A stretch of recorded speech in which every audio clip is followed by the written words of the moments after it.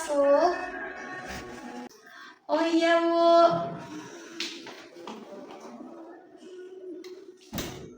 Silakan duduk. Iya Bu. Kasih. Ini dengan Mbak Nosa ya? Iya. Oh, yang rencananya kemarin konselingnya lalu dijadwalkan lagi hari ini. Iya, karena kemarin saya ada acara, saya kuliah, nggak bisa ditinggalkan.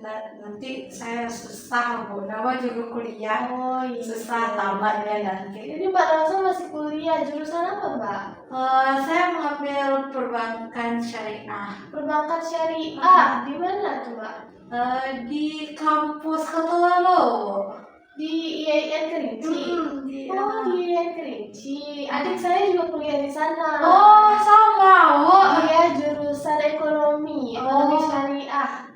Satu fakultas dengan Mbak Nosa ya? Iya. Oh, Satu iya. fakultas. Oke, gimana perjalanannya ke sini tadi Mbak? Alhamdulillah lancar. Lancar ya? Diantar atau sendiri? Diantar sama adik saya. Oh, diantar sama adik. Bisa kita mulai konselingnya Mbak? Bisa Bu. Oke, baik. Untuk konseling kita bisa duduk di sana, sudah saya sediakan kursinya agar lebih nyaman, tidak terhalang oleh meja ya Mbak. Iya. Oke, Mbak mau duduk di mana? Di sini atau di sini? Sini aja Bu. Oke, silahkan. Gimana, udah pas posisinya? Udah nyaman? Boleh mundur Bu. Boleh senyaman Mbaknya aja. Terima kasih. Sudah nyaman Mbak? Oke, bismillahirrahmanirrahim, kita mulai ya. Oke, baik. Dari tadi saya panggilnya Mbak Nosa. Apakah ada panggilan khusus di rumah misalnya? Ada. Biasa saya tuh dipanggil Ca atau Sa. Dipanggil Ca atau Sa? Iya. Gimana kalau saya panggil Ca atau Sa di sesi konseling ini? Saya nggak nyaman Bu, mau maaf. Karena itu hanya orang terdekat saya yang Iya, nggak apa-apa. Berarti saya panggilnya Mbak Nosa aja ya Mbak? Iya. Sebelum itu, apakah Mbak pernah ikut konseling sebelumnya? Belum, ini pertama kali saya mengikuti konseling. Oh, ini pertama kali? Iya. Oke, jadi izinkan saya menjelaskan ya tentang konseling itu. Jadi konseling itu adalah bantuan atau layanan yang diberikan oleh konselor saya kepada klien, yakni Mbak Nosa. Di sini saya akan membantu Mbak Nosa dalam memahami diri Mbak Nosa, memahami permasalahan yang sedang dialami, dan akhirnya nanti membantu Mbak Nosa menentukan bagaimana jalan keluar yang terbaik untuk masalah Mbak Nosa. Seperti itu. Lalu Mbak Nosa nanti silahkan menceritakan apapun yang Mbak Nosa ingin ceritakan. Tidak perlu khawatir, insya Allah saya akan menjaga kerahasiaan ini. Hanya saya, Mbak Nosa, dan Allah lah yang tahu. Cuma Mau maaf ya Bu, gimana saya bisa percaya dan yakin bahwa Mbak bisa merahasiakan permasalahan saya, bisa merahasiakan apa yang saya ceritakan hari ini. Saya paham sekali Bu, kita baru pertama kali bertemu Iya. Tapi Ibu tenang saja, di klinik kami ini dan saya sebagai konselor itu punya janji kerahasiaan. Nah, jadi saya sudah berjanji secara hukum dan secara profesional bahwa saya akan menyimpan rahasia dari konseling saya. Baik. Oke, dan juga biasanya sesi konseling itu berlangsung selama 40-50 menit. Apakah Mbak Nosa bersedia? Iya Bu. Iya, baik. Dan juga kalau nantinya kita membutuhkan waktu yang lebih banyak, nanti kita akan jadwalkan ke sesi konseling berikutnya ya Mbak. Iya. Oke, sebelum kita mulai ada yang ingin ditanyakan terlebih dahulu? Tidak ada untuk sekarang. Tidak ada ya Mbak? Oke baik. Sebelum kita mulai ke sesi konseling ada baiknya kita berdoa terlebih dahulu ya. Ya. Izinkan saya untuk memimpin doa. Bismillahirrahmanirrahim. Ya Allah ya Tuhan kami, saya titip permasalahan klien saya kepadamu ya Allah, dan temanilah kami dalam proses konseling ini sehingga permasalahan klien saya dapat terselesaikan dengan baik. Amin. Mana Mbak, sudah siap? Sudah. Santai aja Mbak, tenang aja. Pokoknya Mbak Nosa cerita aja, nggak perlu merasa tertekan, kita santai aja, ya Mbak. Ya. Lalu apa yang membuat Mbak Nosa datang ke sini? Saya sebenarnya merasa tidak nyaman di rumah. Saya merasa tertekan di rumah. Gitu.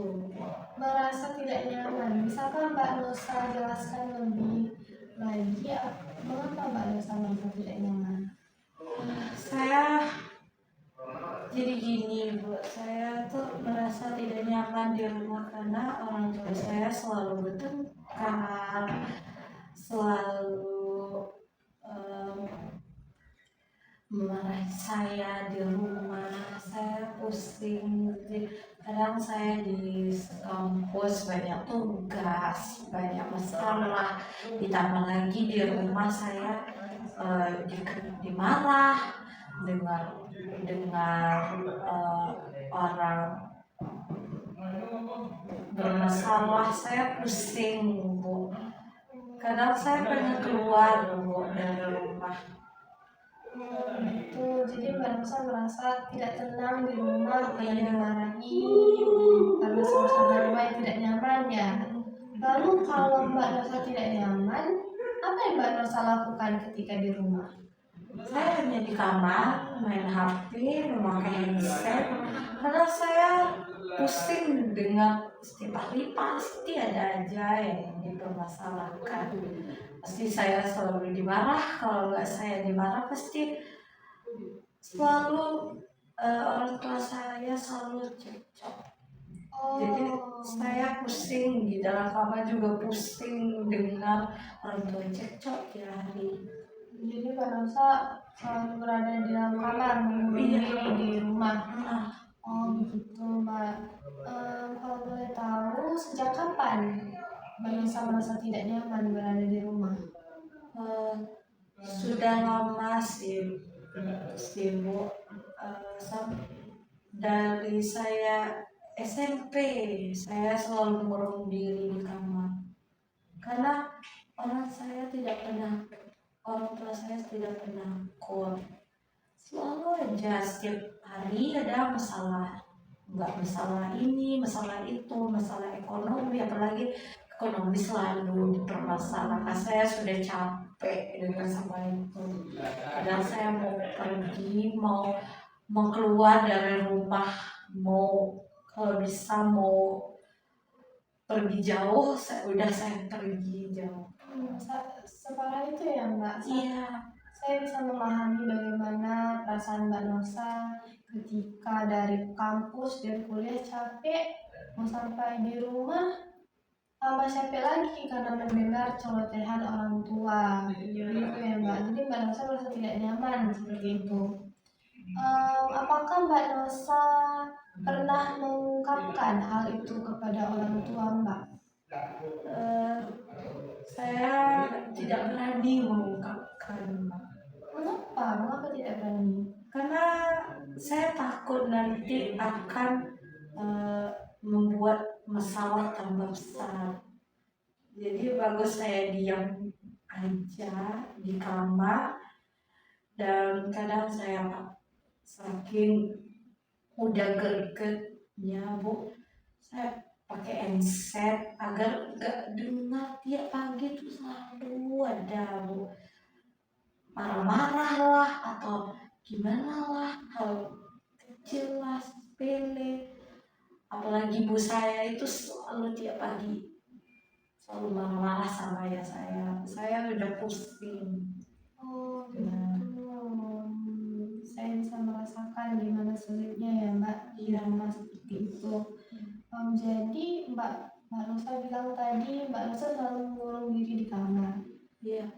Jadi kalau Mbak Rosa ada masalah, gimana tempat Mbak Rosa bercerita? Ya gitulah Bu, saya me- selalu menyembunyikan, selalu menyimpan masalah saya. Selagi itu tidak mengganggu orang, saya lebih baik saya menyimpan saja, Mbak.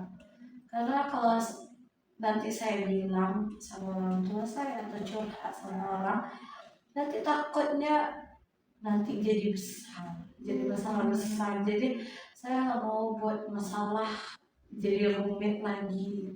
Cukuplah saya dicayain. Baik, berarti Mbak Rosa selama ini memendam. Iya, Gimana? Apakah tidak berat selalu dipendam? ya kalau untuk dibilang nggak berat, capek sih capek, Bu. Berat juga berat. Tapi saya takut mau keluar lagi, nanti saya juga yang kena marah. Bagus saya diamkan aja, saya pendam sendiri. Karena kalau saya bicara, saya jelaskan panjang lebar, nanti saya juga yang akan disalahkan. Jadi bagus nggak usah.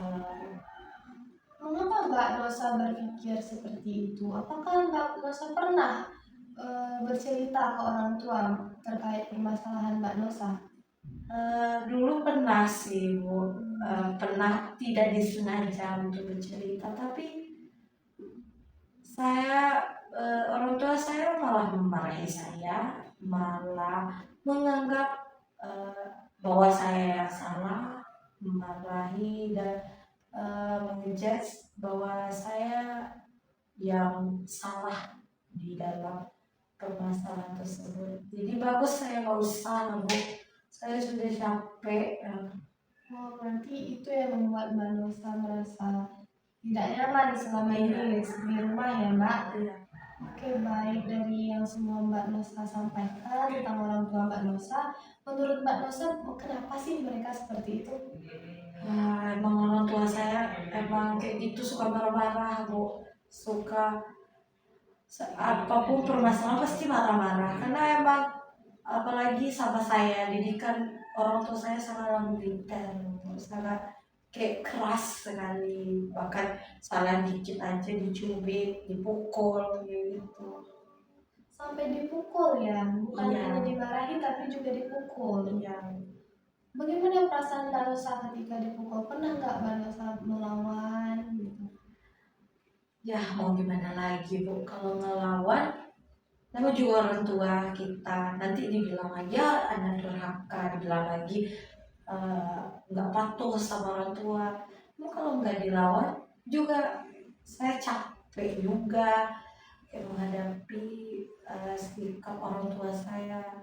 Emang orang tua saya selalu kalau masalah kecil, entah masalah kecil besar, eh, apalagi yang berat itu pasti orang tua saya akan memukul saya, dan pasti akan menceramahi saya dan pernah menjelek-jelekkan saya juga dengan keluarga saya. Selalu orang tua saya nggak tahu kenapa suka memukul saya, karena saya sedih melihat orang tua saya begitu. Tapi mau saya bantah juga takut dosa, takut melawan, dibilang anak yang durhaka. Namun saya juga capek kayak gitu, Bu. Tiap hari ada aja masalah dikit dicubit, dipukul, eh, apalagi pacaran itu sangat dilarang orang tua saya. Mengapa menurut Mbak Rosa orang tua Mbak Rosa sampai memukul? Biasanya itu penyebabnya apa? Mungkin orang tua saya menganggap saya salah, tapi Tapi nggak tahu lah, orang tua saya selalu marah-marah, nggak jelas, selalu memukul. Kalau untuk sekarang sih mungkin karena saya sudah besar, saya sudah kuliah, mungkin malu juga sih. Tapi udah nggak terlalu. Kalau dulu pas SMP, SD itu selalu kayak gitu, kayu, Bu. Memang juga didikan orang tua zaman dulu kayak gitu kan, Bu. Iya, iya. Bawa kayu, apalagi main lama pulang itu pasti kena marah. Oh, baik. Saya bisa melihat tadi Mbak Nusa bilang sekarang sudah jarang. Namun dulu itu sangat sangat sampai bawa kayu dan sebagainya. Itu saya bisa melihat Mbak Nusa ada yang merasa trauma ya Iya. karena perlakuan orang tua sehingga Mbak Nusa sampai sekarang merasa tidak nyaman berada di orang tua. Iya. Oke, baik. Kita sudah membahas tentang orang tua Mbak, apa yang Mbak tidak sukai. Sekarang ini saya ingin bertanya, Iya. dari sifat Mbak, dari sifat orang tua Mbak Nosa yang seperti itu, apakah ada sifat-sifat yang Mbak Nosa senangi? Sifat yang saya senangi dari orang tua saya sih kadang hal kecil aja, Bu. Kayak manggil saya makan, itu saya udah senang gitu, merasa udah disayang lagi gitu. Tapi jarang sih orang tua saya manggil saya makan atau kayak hal-hal kayak gitu, mungkin beberapa kali sekarang. Tapi hal kecil itu saya sangat rasa senang, Bu. Saya merasa udah kayak udah lama tidak mendengar Merasa kayak gitu. disayang lagi Iya. gitu ya Mbak. Mm-mm. Jadi Mbak Nusa hanya ingin ya kasih sayang yang terlihat kecil namun itu sangat berarti Iya. bagi Mbak Nusa. Apakah Mbak Nusa pernah mengungkapkannya, Ma, kalau aku tuh pengen gini loh, pernah nggak? Saya takut mengungkapkannya. Saya orangnya selalu takut, apalagi mengungkapkan seperti itu dengan orang tua. Saya merasa takut, malu, dan saya merasa gengsi lah, nama juga, Bu. Iya. Ya, saya sangat paham. Kadang anak merasa gengsi untuk mengutarakan itu, apalagi ditambah dengan didikan orang tua yang keras. Baik, Mbak, kita sudah membahas permasalahan Mbak tadi dengan orang tua. Saya bisa lihat kalau permasalahannya ini ada di komunikasi yang kurang harmonis dengan orang tua. Mbak Nusa merasa takut, orang tua merasa tidak bisa mengerti Mbak Nusa. Jadi di sini nanti Mbak Nusa silahkan Mbak Nusa bayangkan kalau di sini ada orang tua Mbak. Mereka menggunakan pakaian yang sering mereka gunakan di rumah. Bisa Mbak bayangkan di sini? Bisa. Sudah bisa ya? Jadi sekarang Mbak Nosa silahkan ungkapkan apapun yang Mbak Nosa ingin katakan kepada mereka, baik Mbak mau marah, Mbak mau sedih, atau apapun itu silahkan diungkapkan. Bisa ya Mbak? Bisa. Oke, silahkan. Ma, Pa, Nosa mau ngomong. Coba Mama sama Papa tenang, gak usah emosi tiap hari, marah-marah, gak jelas. Coba kita menjadi keluarga yang harmonis kayak dulu. Kenapa gak bisa? Kenapa harus tiap hari ada aja masalah diributkan? Enggak itu masalah kecil, masalah besar. Coba kita bicarakan bagus-bagus. Tidak usah sampai emosi, sampai marah-marah. Kita bawa tenang, kita bicarakan bagus-bagus, kita carikan solusinya bagus-bagus agar keluarga kita menjadi harmonis lagi, tidak terlalu kayak seperti ini, kayak gini. Nusa juga sedih nengok keluarga kita kayak gini, rasanya udah pecah, udah hancur. Ayolah kita bangun bersama-sama lagi, kita bicarakan bagus-bagus, kita duduk bicarakan apa yang membuat hati mama sama bapak sangat merasa kesal tiap hari, atau ada hal yang nggak pernah mama ungkapkan ataupun papa.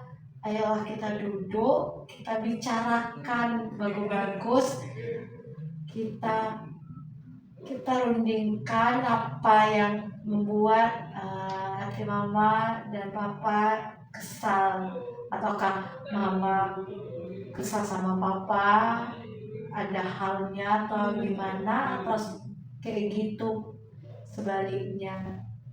Mama tahu nggak selama ini apa yang Rosa rasakan? Rosa itu sedih, campur sakit hati, kecewa sama orang tua karena selalu dipukuli, dimarahi, bahkan dibanding-bandingkan. Rosa tuh juga pengen kayak jadi anak yang lain, yang disayang orang tua, dianggap ada sama orang tua, nggak pernah dipukuli, nggak pernah diceramahi, bahkan nggak pernah dibanding-bandingkan dengan orang lain. Terus tuh pengen mama sama papa menyayangi Nosa seperti orang lain. Itu aja yang Nosa mau, bukan Nosa ingin mama sama papa nyimpan Nosa, bukan. Nosa mau mama sama papa itu menghargai Nosa, menyayangi Nosa, menganggap bahwa Nosa ini anak mama papa. Gak usah marah-marah sampai mukul. Nosa tuh kadang sakit hati, dipukuli. Nosa juga punya perasaan bapak. Kita jangan Sudah? Baik, Mbak Nosa, gimana perasaannya? agak walaupun masih ada sedikit gejolak, tapi setidaknya udah sedikit berkurang beban saya. Jadi Mbak Nosa tadi sudah mempraktikkan langsung bagaimana Mbak Nosa berbicara dengan orang tua Mbak Nosa. Nah, saat ini kalau Mbak Nosa kira-kira bisa nggak Mbak Nosa menyampaikan itu langsung ke orang tua nanti di rumah? Butuh waktu Iya, ya, butuh tidak waktu. sebebas tadi Iya. ya. Oke, baik, itu sangat wajar sekali Mbak Nosa. Jadi untuk membuat Mbak Nosa semakin berani mengungkapkan perasaan Mbak Nosa, saya ada tugas kecil yang dapat Mbak Nosa lakukan. Ya. Tugas yang pertama, silahkan Mbak Nosa catat apapun yang Mbak Nosa sukai dari kedua orang tua Mbak Nosa dalam secari kertas.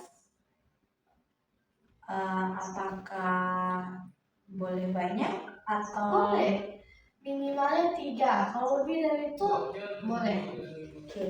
Kenapa? Agar untuk membangkitkan kembali memori-memori yang indah yang mungkin terlupakan karena suasana yang tidak harmonis saat ini terlupakan. Padahal memori-memori indah sebelumnya juga ada loh, walaupun mereka seperti itu sekarang. Itu tujuannya ya Mbak. Tugas yang kedua, tadi Mbak Dosa sudah berusaha berbicara dengan orang tua secara lugas, Ya. secara panjang lebar. Nah, ini kita mulai pelan-pelan. Mbak Nosa membangun kembali bagaimana cara berkomunikasi dengan orang tua dengan baik. Ya. Jadi tugasnya Mbak Nosa silahkan ketika orang tua misalnya ibu sudah masak, Mbak Nosa bisa ucapkan terima kasih atau oh enak sekali, hal-hal yang positif, yang hangat. Dan juga misalnya ketika orang tua Mbak Nosa, orang tua yang laki-laki, ayah baru pulang kerja, Mbak Nosa bisa tanya gimana pekerjaan ayah hari ini, capek gak ya, seperti itu. Mulai dari itu saja dulu untuk membuat Mbak Nosa berani kembali berbicara dengan orang tua, kembali nyaman berada di rumah. Apakah Mbak Nosa bersedia? Siap. Insya Allah saya lakukan. Oke, Dari jadi sini. itu ya tujuan kita untuk membuat Mbak Nosa bisa berkomunikasi secara nyaman dengan orang tua kembali. Jadi sesi berikutnya saya akan melihat laporan dari tugas-tugas yang Mbak Nosa kerjakan di sesi minggu depan. Ya. Ya Mbak? Ya. Oke. Sebelum kita akhiri sesi konseling kita, apakah ada yang ingin ditanyakan? Untuk saat ini tidak ada. Mungkin kalau untuk lebih lanjut nanti bisa saya Ibu Bisa. atau saya telepon. Bisa. Oh ya. Oke, baik ya. Rasa, alhamdulillah sesi konseling kita sudah selesai. Saya tunggu Mbak Nosa di minggu depan. Untuk mengakhiri konseling kita, marilah kita mengucapkan alhamdulillahirrahmanirrahim.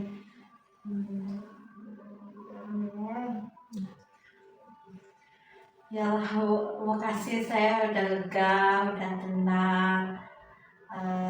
Setidaknya udah berkurang beban saya selama ini. Insya Allah saya akan mencoba apa yang Mbak sarankan. Nanti saya akan mencoba berbicara dengan orang tua dan memulai lagi hubungan yang hangat lagi dengan kayak dulu lagi. Baik, saya doakan semoga lancar semuanya ya Mbak. Iya, makasih ya Mbak. Iya. Saya pulang dulu, mau pamit, mau kerja soalnya. Oh iya, mau kerja lagi? Iya. Oh iya. Pulang dulu Mbak. Terima kasih ya Mbak sudah kesini. Iya. See you. Iya.